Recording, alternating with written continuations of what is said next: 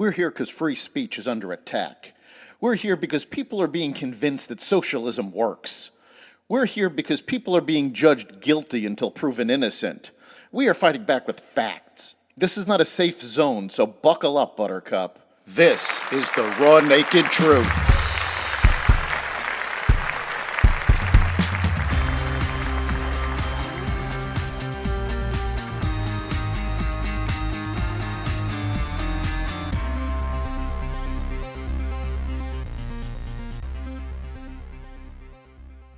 Harvard president resigns, Hamas leader killed, and more. Welcome to the Raw Naked Truth. I'm your host, Eric Lopkin, and here's the news you need to know.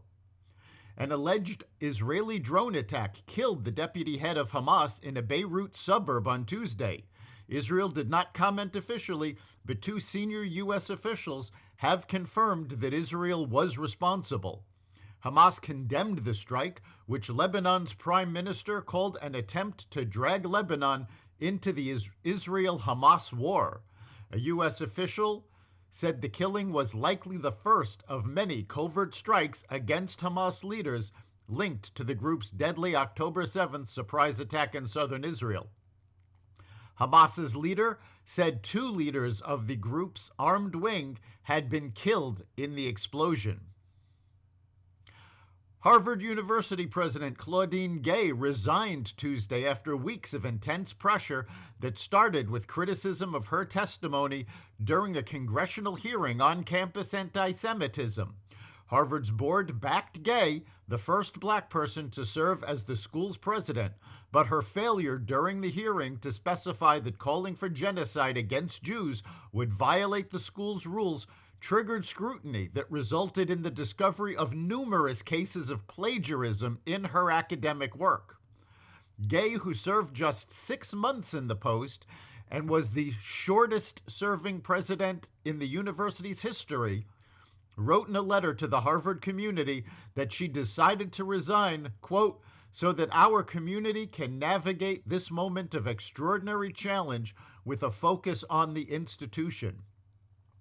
Gay's hiring under Harvard's DEI initiative marked a cataclysmic failure of the leftist orthodoxy that has consumed higher education in recent decades, said leading academics. What we see here is an example of the final corruption of our most elite institutions, former U.S. Department of Education Secretary William Bennett said. The damage to America's oldest and its most prestigious university could have ripple effects on wider society, Bennett also indicated. Bennett studied at Harvard Law School and taught at the university, but he is now pessimistic about the institution's ability to refurbish its reputation. Gay is not leaving Harvard. She will remain a member of the faculty with a $1 million salary. The Biden administration on Tuesday asked the Supreme Court to restore the federal government's authority to cut razor wire that Texas officials placed along the U.S.-Mexico border to deter migrants crossing into the United States. The U.S. Court of Appeals for the Fifth Circuit in New Orleans last month sided with Texas, which sued the Department of Homeland Security under state trespass laws after Border Patrol agents cut barbed wire installed by state officials. U.S. Solicitor General Elizabeth Prelogar argued in court papers that Congress had given the Border Patrol the right to enter private property to enforce federal border laws, and that state governments can't override federal authority over immigration. The federal government has failed to actually enforce U.S. border laws. A federal judge on Tuesday dismissed most of the civil counts against former President Donald Trump and two others in connection with the death of Capitol Police Officer Brian Sicknick during the U.S. Capitol riots on January 6th. In a 12-page ruling, U.S. District Judge Amit Mehta dismissed 3 of the 5 civil counts in a lawsuit filed last January by Sandra Garza, Sicknick's girlfriend. Garza's lawsuit against Trump and January 6 rioters Julia Cotter and George Teneos sought damages from all 3 men for claims of wrongful death, conspiracy to violate civil rights, and negligence per se based on D.C.'s anti-riot law. In his ruling Tuesday, Meta dismissed the Wrongful Death Act count and both negligence per se allegations. Former President Donald Trump on Tuesday challenged Maine's decision to keep him off the state's presidential primary ballot. Maine Secretary of State Shenna Bellows ruled last week that Trump's actions surrounding the January 6th Capitol attack disqualified him under the 14th Amendment's clause, barring insurrectionists from office. The Republican frontrunner called Bellows a Democrat biased and asked the Kennebec County Superior Court to put her decision on hold while he appeals. Trump reportedly is preparing a separate appeal to the U.S. Supreme Court over a decision by Colorado's top court to bar him from that state's ballot. Several other states are considering whether Trump's actions made him ineligible to run.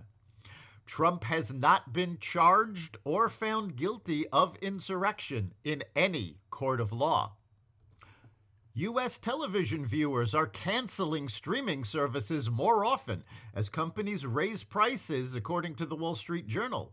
Customer defections from premium streaming services increased to 6.3% in November from 5.1% a year earlier. About 1/4 of U.S. streaming customers also canceled a major streaming service like Apple TV Plus, Discovery Plus, Disney Plus, Hulu, Max, Netflix, Paramount Plus, Peacock, or Starz over the past 2 years, according to the Journal, citing November data from subscription analytics provider Antenna. Only about 15% of streaming users had dropped a service 2 years earlier.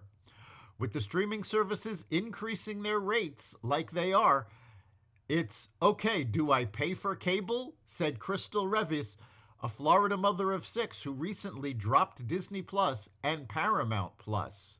Aside from the increase in prices, streaming services are narrowing their programming, leaving many viewers wanting their programming back and not willing to pay higher prices when they're not getting it.